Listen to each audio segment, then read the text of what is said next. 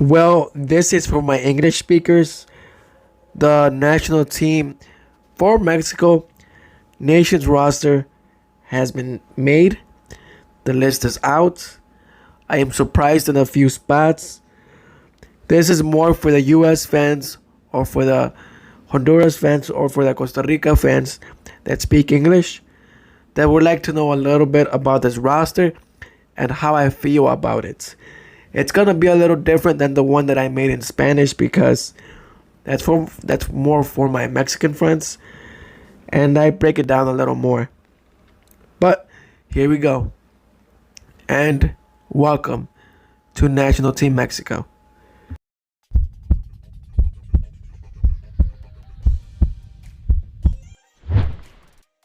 Okay, our goalkeepers are Ochoa, Talavera, and Cota.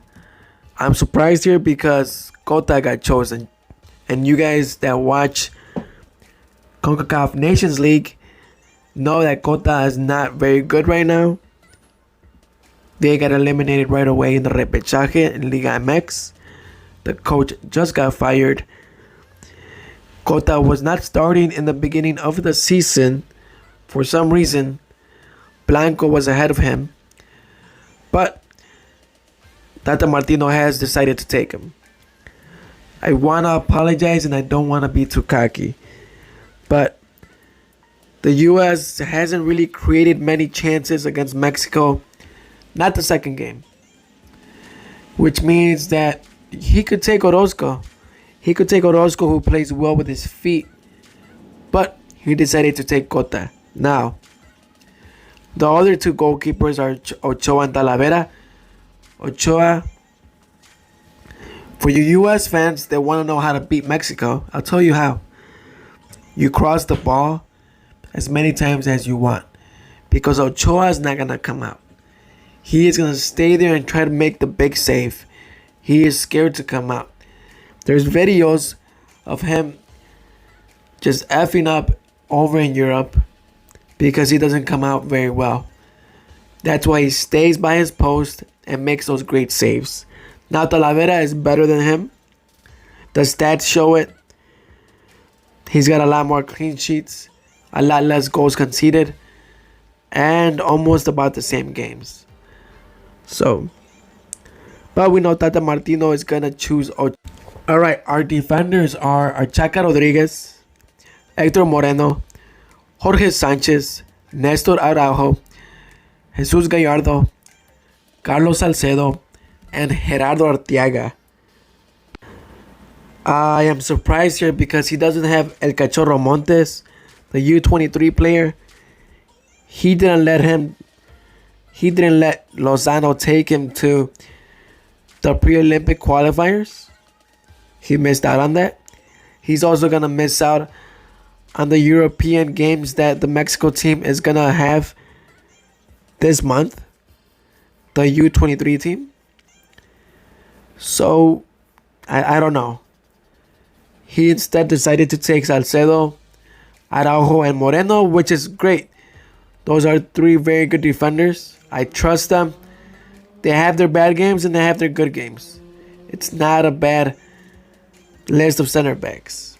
Hector Moreno is old, but he plays great still. I don't know if you guys remember that game for, if I'm not mistaken, World Cup qualifying when Mexico won 2-1. And Pulisic was by himself. He took everybody. The last guy was Salcedo. So what did he do? He threw himself horizontally, tripped over Pulisic, only got a yellow, but that was weird. I never saw that before. Very smart. You also want to beat Salcedo. If you want to beat Mexico, you got to get in Salcedo's head. He tends to lose it. And once he loses his mind, he's out of the game. There's no way back. For the U.S., if you want to beat Mexico, watch that Argentina game. 4-5-1 is the way to defend. You got one guy waiting for the ball, which they kind of messed up because I would have chosen Dike to outmuscle these guys, but you want to take Sargent. So 4-5-1. You let Salcedo and Araujo decide where the ball is going to go, and they're going to make mistakes because they are not good at short passes and they are not fast. So with Pulisic and Reina, they're going to outpace them. Alright, so let's go to our midfield. We have Hector Herrera, Andres Guardado, Charlie Rodriguez, Orbelín Pineda, Luis Romo, Jonathan Dos Santos, Edson Alvarez, and Eric Gutierrez. Eric Gutierrez should not be here. I think he's here because Mexico has a very, very, very good health or doctor or whatever you want to call him. Pisaña, who's great. If you have a problem with your leg that the doctor tells you takes 3 days, this guy will fix it in 1 day. We've had guys come to the national team just to get fixed. Guardado has done it so many times. So many players have done it. They get called up just to get fixed. So Gutierrez is probably here because of that. Who misses out?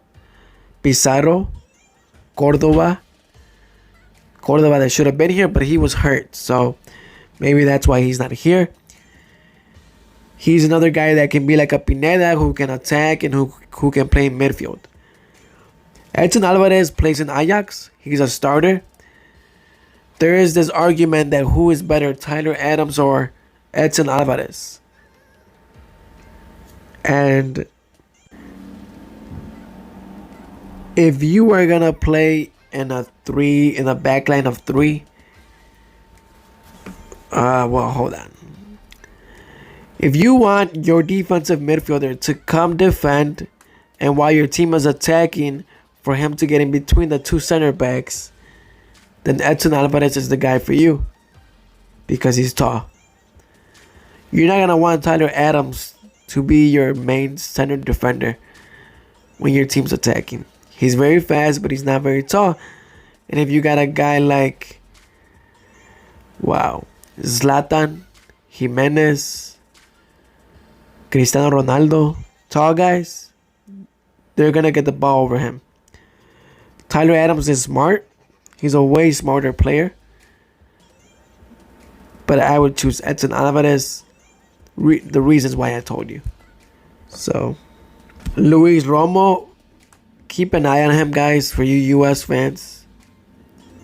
This guy's got 5 goals, 12 assists, or 11 assists this season. This guy's a beast. He's very tall. He debuted at 23 years old. If I'm not mistaken, he's just 26 now. So, you guys know Jonathan Dos Santos. He is an engine. He runs, but commits stupid fouls, at least 1 a game. Guardado is old. I know you guys want to know how he's doing. He plays great when he plays. It's just that he's always injured. Alongside Herrera. Now, we might be underestimating Herrera because he's playing in a team that just won La Liga. You can't compare him to McKennie because McKennie is a goal scorer. He can cover a lot of space. But there's a difference here. Herrera has in front of him Koke and Saul. And if you don't think that those 2 guys would start at Juventus, I think they would. Okay? And Herrera is the 3rd option right behind him. He doesn't play much, but when he played against the U.S. as a defensive midfielder, he did a great job. He got the ball that Zach Steffen didn't clear, that Herrera gave to Gutierrez and scored in the U.S. That was the 2nd goal in 2019.